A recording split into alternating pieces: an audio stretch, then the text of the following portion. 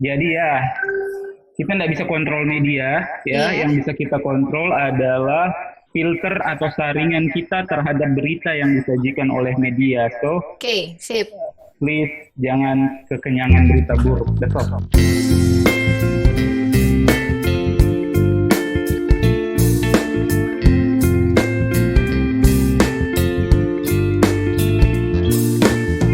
JJA misalnya jaga jarak aman, kan. Jadi Mm-mm. simplify the message. Karena masyarakat kita kan, ya, dari segi kognitif memang range-nya sangat sangat luas. Jadi kita harus manfaatkan itu. Kita tidak bisa memaksa mengedukasi semuanya sesuai dengan tingkat kapasitas kognitif pemerintah. Pemerintah yang harus menyesuaikan diri dengan kapasitas kognitif masyarakat. Karena Iya. range-nya sangat luas. Katri, Iya, iya, sip, sip. Saya udah ya, gabung, maaf ya. oke, Sip. oke. Oke. Eca tadi Itu udah, untuk, iya.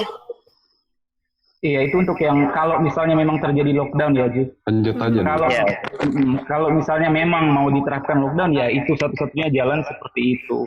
Mhm. Pun apakah boleh efektif? kasih tambahan, boleh. Oke, gimana, Berarti Ji? simplify the message ya. Kayaknya itu memang Simplify. paling realistis. Jadi pemerintah menggunakan istilah-istilah yang lebih sederhana, yang lebih bisa gampang dimengerti, agar masyarakat bisa mencerna situasi yang kritis ini dengan lebih mudah ya. Lebih mudah. Kalau perlu juga tidak usah dipakai penjelasan virus. Virus itu apa? Sudahlah, DS. Kita tidak perlu pakai itu. Kalau misalnya kita masuk ke daerah pedalaman, kita pakailah kepercayaan mereka. Mhm. Kamu akan dikutuk oleh dewa apa dan segala macam. Kita gunakan itu. Itu jauh serius. It sounds like a joke, tapi ini jauh lebih efektif. Oke. Saya kalau nangani klien, Kak, mulai dari yang paling logis sampai yang strukturalnya sangat kental, itu saya menyesuaikan. Misalnya dia agama X gitu kan dan sangat fanatik, maka saya menggunakan fanatisme mereka untuk kemudian menyehatkan mental mereka. So that's the only way, Ju. Simplify Yeah. the message. Simplify the message ya. Thank you. Kayaknya itu pertanyaan saya cuma itu. Makasih banget Mato sama Eca. Semoga sehat selalu ya, stay safe. Ya, stay safe juga, Ju. Jaga. Oke, sip. Thank you. Thank you Kak Tri. Thank you Kak Tri kesempatannya. Iya, oke. Teman-teman ada lagi nih yang mau bertanya, silakan raise hand, nanti Boleh, dipersilakan. boleh. Oke, boleh. Hamid. Alhamid ya? Alhamid? Iya. Iya, silakan. Oke, bismillahirrahmanirrahim. Assalamualaikum warahmatullahi wabarakatuh. Waalaikumsalam warahmatullahi wabarakatuh. Waalaikumsalam warahmatullahi wabarakatuh. Kanda. Oke, terima kasih atas kesempatannya. Wah, yang menarik sekali ini. Terima kasih bagi yang membuat event ini. Luar biasa sekali buat teman-teman sekalian. Tadi menarik sekali apa yang disampaikan oleh Ade Dinda Reza, Dinda Mato dan Novi. Tadi satu hal sebenarnya sebagai tambahan informasi saja terkait dari di pemerintahan Makassar pada khususnya. Tadi saya dapat rilis dari Humasnya langsung. Kebetulan beliau adalah sepupu saya, jadi ini infonya fresh. Terakhir itu melihat dari perkembangan di Kota Makassar itu, pertama kan mengenai school from home, kemudian work from home, yang baru-baru itu pemerintah melakukan penyemprotan disinfektan ke sarana-sarana publik, jalan raya, Pantai Losari. Yang terakhir itu yang kemudian karantina parsial. Kemudian yang terakhir yang sempat disinggung itu yang masalah relokasi anggaran. Sebenarnya pemerintah Kota Makassar ini terakhir ini sudah membuat rapat dengan berbagai OPD terkait masalah relokasi anggaran. Bagaimana tiap instansi itu terkait perjalanan dinas, kemudian biaya untuk seremonial itu dialihkan ke penanganan COVID-19 ini. Iya. Itu tambahan informasinya. Kemudian tadi menarik ini tentang Mato tentang apa lagi namanya yang terkait dengan klinis ya, yang Belief. hipokontrik ya, apa Yang hipokontrik otak ya, reptil ya yang bukan? tentang hipokontrik itu, ya Mato tadi hipokontrik ya. Iya, di awal dia awal sekali ya. Ya, sesuatu yang baru nih saya dengar ini, luar biasa ini bagaimana sebenarnya ketika orang-orang tertentu ini yang menderita ini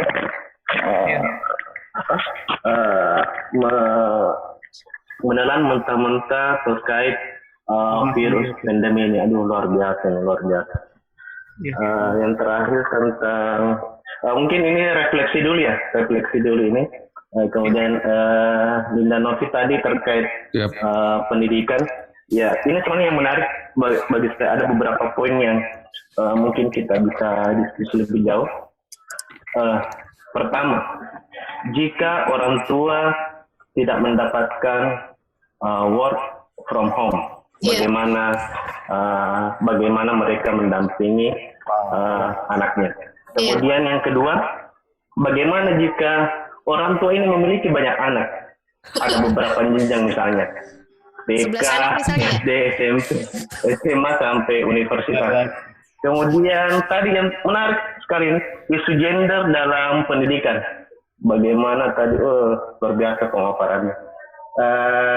Mungkin itu saja yang sempat sampaikan, mungkin akan berkembang lagi. Yang boleh kita sharing terkait tadi ini. Ini mungkin yang faktual ini tentang bagaimana orang tua menyikapi school from home. Terima kasih atas kesempatannya. Assalamualaikum warahmatullahi wabarakatuh. Waalaikumsalam warahmatullahi wabarakatuh. Oke, siapa dulu nih yang mau jawab? Vita, Mato, atau siapa? Eca? Mungkin Vita pertanyaan dulu kali tadi ya? yang Mungkin Mato dulu kali ya, Mato ya. dia tuh pertanyaan sepertinya di Vita. Iya. Iya, betul. Saya tadi mungkin dari segi hipokondrik itu tadi saja mungkin bagi yang baru bergabung itu merupakan kondisi di mana orang panik dengan kesehatannya sendiri, khawatir dengan kesehatannya sendiri, padahal dia sehat-sehat saja.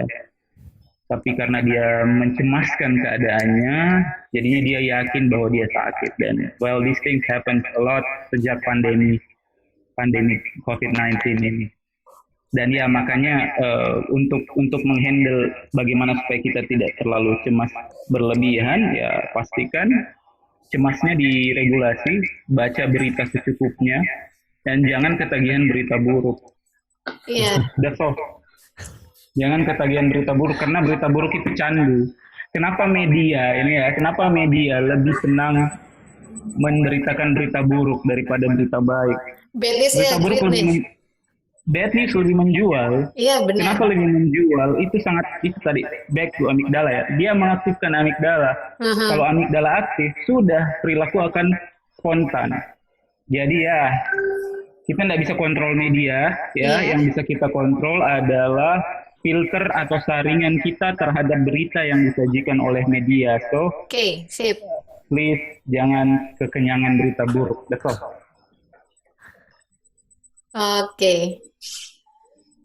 Vita mungkin mau bergabung di sini, Vita? Ya. Sip. Halo, kedengaran? Oke, siap. Iya, siap. Ya, kedengaran sih. Mantap. Kedengaran. Tadi pertanyaannya bagus sekali dari Kak Hamid, dan sepertinya bukan Kak Hamid itu pertanyaannya bisa mewakili hampir beberapa penduduk di Indonesia. Iya. Ya, jadi praktikal kan. Indonesia itu negara yang walaupun banyak 1.000 anak cukup, tetapi pada kenyataannya itu lebih dari 2 itu banyak, ya. Iya. Banyak keluarga yang 2 lebih anak dari 2 cukup, anak. 3 anak lebih baik. Ya, jadi kalau misalkan pertanyaannya dengan banyaknya anak itu kan bisa berarti diindikasikan bertingkat-tingkat pula usianya ya. Iya. Ya. Kecuali kalau punya satu kali melahirkan punya anak kembar, itu beda lagi kasusnya. Tapi kalau misalkan anaknya dilahirkan dalam waktu yang berbeda, otomatis tingkatan usia berbeda. Otomatis kemampuannya juga secara pribadi juga berbeda. Ya, jadi Yang di sini yang perlu diperhatikan adalah fungsi keluarga. Jadi tidak selalu dikatakan bahwa hanya satu orang saja yang akan mengampu semua tugas di rumah. Nah, disinilah ada namanya peran masing-masing. Dulu kita ingat dengan adanya gotong royong di mana setiap hari Minggu ya, yang besar menyapu, yang kecil angkat piring, yang kecil buang sampah. Jadi ini bisa diterapkan juga di zaman sekarang ya. Jadi misalkan dalam proses pendidikan, yang paling pertama adalah komunikasi. Jadi kalau bisa duduk bersama-sama anak ya, pada saat orang tua tidak bekerja dan anak juga tidak belajar, tentunya komunikasi itu yang penting adalah timingnya harus tepat, karena kalau tidak tepat maka responnya itu akan negatif, akan berbeda, mereka akan marah menutup diri. Jadi yang penting adalah kumpulkan mereka, bagi jadwal, karena ibunya cuma satu, bapaknya cuma satu ya, entah kalau lebih ya ibunya jelas bagi jadwal. Untuk time schedule, siapa duluan yang belajar, ya siapa yang didampingi duluan, ya. Bagi job. Jika misalkan kakak pertama bisa membantu adik bungsu, ya kenapa tidak? Tidak perlu harus ibu dan semuanya ibu. Jadi disitulah peran mereka. Nanti ada kalimat minta tolong, terima kasih, ya jangan lupa apresiasi, tidak hanya menyuruh tetapi juga bagaimana caranya mengapresiasi adik terima kasih ke kakak juga terima kasih ke adik. Malah di sini perannya paling bisa digunakan, momen ini paling bisa digunakan bahwa ternyata itu loh fungsi keluarga, saling membantu, saling terima kasih, tidak hanya memerintah tetapi juga bersyukur gitu. Jadi ada kalimat bersyukur saya punya keluarga seperti ini kayak gitu. Jadi arahnya kan ke sana. Ya, jadi bagi job itu penting dalam keluarga. Jadi jangan lupa tidak melulu kita fokuskan pada tugas, tapi juga apresiasi. Kalau salah, ya namanya manusia itu bagaimana caranya dia memperbaiki kesalahan. Kalau dia benar, jangan lupa diapresiasi. Jangan sampai anak-anak malah berpikirnya tugas terlalu banyak, menumpuk, orang tua taunya marah-marah. Kenapa orang tuanya marah-marah? Karena mereka nggak sadar bahwa orang tua itu sudah banyak beban, sehingga perlu adanya komunikasi dan kerjasama satu sama lain. Apalagi kalau banyak anak, berarti banyak rezeki. Karena kenapa? Karena anak-anak yang lebih tua bisa membantu yang adik-adiknya, dan adik-adiknya juga apa yang bisa dia lakukan untuk kakaknya. Seperti itu sih. Berarti sebenarnya kita ini hanya butuh kesadaran masing-masing ya. Kalau misalnya terkait dengan dosen nih, ngasih tugas yang berat tanpa memikirkan, oh iya juga ya kalau misalnya dia punya adik kecil, bantuin dia punya saudara banyak, gimana dia mau ngajarin adik-adiknya juga. Kita harus berpikir lebih realistis. Sekarang berarti kita harus berpikir realistis sekarang ya, tidak hanya melihat dari kacamata kita, tapi melihat kacamata orang lain juga. Membagi job desk berarti ya. Iya, benar.